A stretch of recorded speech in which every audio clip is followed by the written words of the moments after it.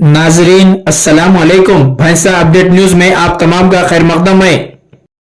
मरकजी हुकूमत की जानिब से साल 2025-26 के लिए जारी करदा बजट में रियासत तेलंगाना के साथ इम्तियाजी सलूक के खिलाफ तेलंगाना कांग्रेस सदर महेश कुमार गौड़ की हिदायत पर भैंसा में कांग्रेस पार्टी की जानिब से बस स्टैंड के रूबरू अम्बेडकर मुजस्सिमा अहाते में ज़बरदस्त एहतजाज मुनज़्ज़म किया गया। इस एहतजाज में साबिक़ा MLA जी विट्ठल रेड्डी, भैंसा AMC चेयरमैन आनंद राव पटेल, बी राजन्ना, अहमद मोहिउद्दीन, साबिक़ा काउंसलर अहमद खान हवलदार, मजीद चौधरी, इमरान उद्दीन, सैयद आला हाशमी व दीगर मौजूद थे। अलावा अजी कांग्रेस पार्टी टाउन सदर सैयद शाहिद मिलन, ओम प्रकाश लड्डा, मकसूद खान, अब्दुल बारी, मोहम्मद मोइज, शेख बाबर व दीगर कांग्रेस कायदीन ने भी मरकजी हुकूमत के खिलाफ ज़बरदस्त एहतजाज मुनज़्ज़म करते हुए अम्बेडकर मुजस्सिमे को एक याददाश्त पेश की।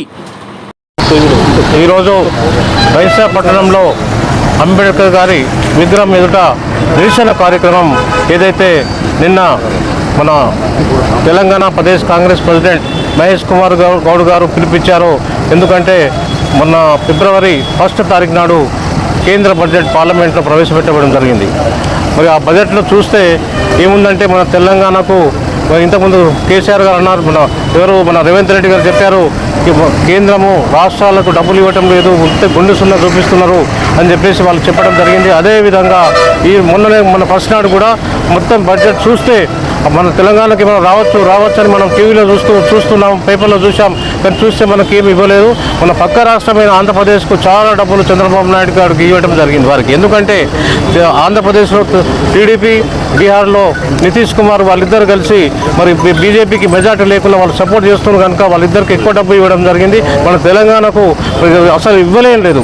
ఇది చాలా మోసము, ఇది కుట్రపూరితము, ఇది చాలా మనమందరం కూడా వ్యతిరేకించాలని చెప్పి మనవి చేస్తున్నాం.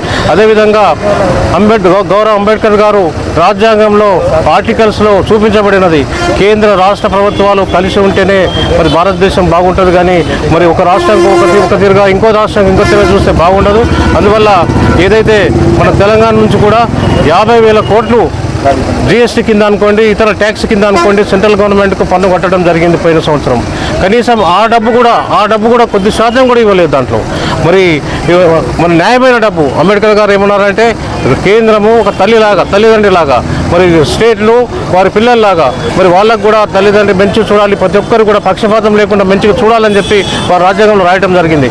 కానీ చూస్తే 1%, 0%. नाजरीन, आपके अपने YouTube चैनल भैंसा अपडेट न्यूज को लाइक, शेयर और सब्सक्राइब जरूर करें।